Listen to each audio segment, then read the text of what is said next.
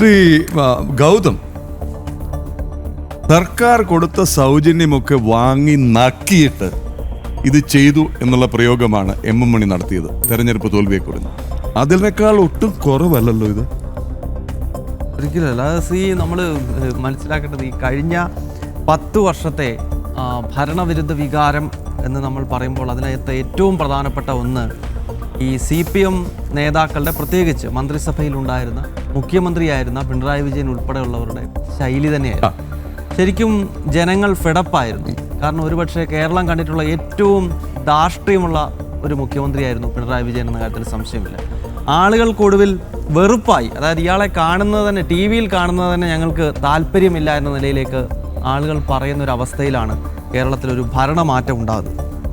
അപ്പോൾ അത് പിണറായി വിജയൻ്റെ കേസിൽ മാത്രമല്ല, നമുക്കറിയാമല്ലോ, മൈക്ക് ടെസ്റ്റ് ചെയ്യുന്ന സമയത്ത് മൈക്ക് ഓപ്പറേറ്ററോട് ചൂടാവുക, ഒരു സംശയം ചോദിക്കുന്ന ഘട്ടത്തിൽ താൻ വീട്ടിൽ പോയി ചോദിക്കടൂ എന്ന് പറയുക, മാധ്യമപ്രവർത്തകരോട് കടക്ക് പുറത്ത് എന്ന് വിളിച്ചു പറയുക. അപ്പം ഇദ്ദേഹം CPM-ൻ്റെ പാർട്ടി സെക്രട്ടറി സ്ഥാനത്തു നിന്നൊരു മുഖ്യമന്ത്രിയായി മനസ്സുകൊണ്ടും ശരീരം കൊണ്ടും ഒന്നും മാറാത്ത ഒരു മഹാനായിരുന്നു പിണറായി വിജയൻ. അത് എല്ലാവർക്കും അറിയാവുന്നതാണ്.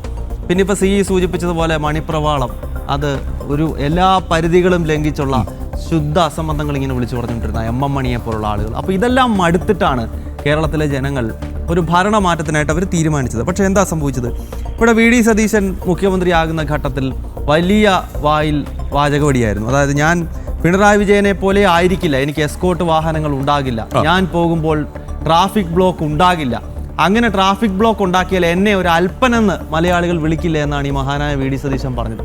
അതായത് പിണറായി വിജയനെ നോക്കിയിട്ട് ഏതാണ് ഈ അല്പൻ പോകുന്നത് എന്നാണ് മലയാളികൾ പറയുന്നത്. ഞാനും ഇങ്ങനെ ബീക്കൺ ലൈറ്റ് ഒക്കെ ഇട്ട് ബ്ലോക്ക് ചെയ്ത് ഒരു ട്രാക്കിലൂടെ കാറിൽ പോയി കഴിഞ്ഞാൽ, 10-12 കാറിൽ പോയി കഴിഞ്ഞാൽ എന്നെ ഒരു അല്പനെന്ന് മലയാളികൾ വിളിക്കത്തില്ല എന്ന് പറഞ്ഞ VD സതീശൻ തൊട്ടടുത്ത ദിവസം ഗുരുവായൂർ അമ്പലത്തിൽ പോയി മണിക്കൂറുകളോളം അവിടെ ഭക്തരെ ക്യൂവിൽ നിർത്തിപ്പിച്ചു.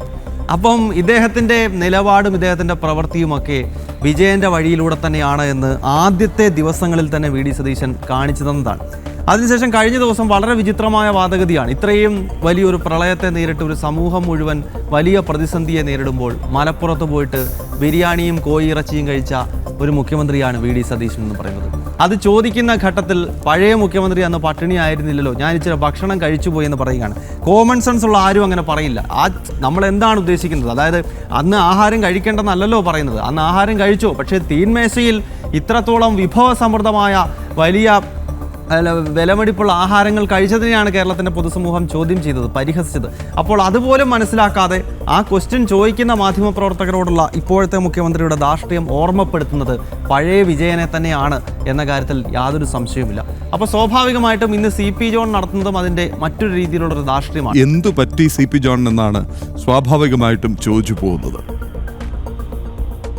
അതായത് പിന്നെ CP ജോൺ ആദ്യമായിട്ടാണ് തെരഞ്ഞെടുപ്പിൽ വിജയിക്കുന്നത്. അദ്ദേഹം ഒരു അധികാരത്തിൻ്റെ ഭാഗമാകുന്ന വേളയിൽ സ്വാഭാവികമായും പല ആളുകൾക്കും ഉണ്ടാകുന്ന മാനസികമായിട്ടുള്ള മാറ്റമാണോ അല്ലെങ്കിൽ മറ്റെന്തെങ്കിലും കാരണമാണോ, എന്തായാലും അദ്ദേഹത്തിൻ്റെ പ്രവർത്തികൾ അങ്ങേയറ്റം പ്രതിഷേധാർഹമാണ്. അതായത് ഇദ്ദേഹം മന്ത്രിയായ ആദ്യഘട്ടത്തിൽ തന്നെ ഈ പ്രിയദർശിനി ഉദ്ഘാടനം ചെയ്യുന്ന ദിവസം തന്നെ ഒരു മാധ്യമപ്രവർത്തകനെ KSRTC ബസ്സിനകത്തുനിന്ന് വലിച്ച് താഴോട്ടിറക്കുന്നുണ്ട്. ആ മാധ്യമപ്രവർത്തകൻ വിഷ്വൽ എടുക്കാൻ വേണ്ടിയിട്ട് ഒരു നല്ല കാര്യം നടക്കാൻ പോവാണല്ലോ എന്നും കണ്ട് വിഷ്വൽ ക്യാപ്ചർ ചെയ്യാൻ വേണ്ടി പോയൊരു വീഡിയോ ജേർണലിസ്റ്റാണ്. അദ്ദേഹത്തെ വലിച്ച് താഴോട്ടിടുന്നു. അതോടൊപ്പം തന്നെ വേദിയിലിരുന്നു കൊണ്ട്, VD സതീശൻ ഇരിക്കുന്ന ഒരു വേദിയിലിരുന്നു കൊണ്ട് എന്തൊക്കെയോ കാര്യങ്ങൾ ഈ CP ജോൺ കാണിച്ചത് വലിയ സോഷ്യൽ മീഡിയയിലൊക്കെ വലിയ ചർച്ചാ വിഷയമായിരുന്നു. അതിനുശേഷം ഇന്നത്തെ പരാമർശം എന്ന് പറയുന്നത് എല്ലാ അതിർവരമ്പുകളും ലംഘിച്ചിട്ടുള്ള പഴയ MM മണിയുടെ മറ്റൊരു ശൈലി തന്നെയാണെന്ന കാര്യത്തിൽ സംശയമില്ല. അപ്പോൾ സ്വാഭാവികമായിട്ടും ഇതിനെ ജനങ്ങൾ കനത്ത തിരിച്ചടി നൽകും എന്നാണ് എനിക്ക് തോന്നുന്നത്. കാരണം പിണറായി വിജയൻ്റെ അതേ ശൈലിയിലേക്ക് ഇപ്പോഴത്തെ മന്ത്രിമാർ പോകുന്നു, വിശേഷിച്ച് മുഖ്യമന്ത്രി പോകുന്നു. അപ്പോൾ സ്വാഭാവികമായിട്ടും അത് ഈ രീതിയിൽ തന്നെ മുന്നോട്ട് പോവുകയാണെങ്കിൽ ഇത് തിരുത്താൻ ഈ സർക്കാർ തയ്യാറാകുന്നില്ലെങ്കിൽ സ്വാഭാവികമായിട്ടും ജനങ്ങൾ പ്രതികരിക്കും.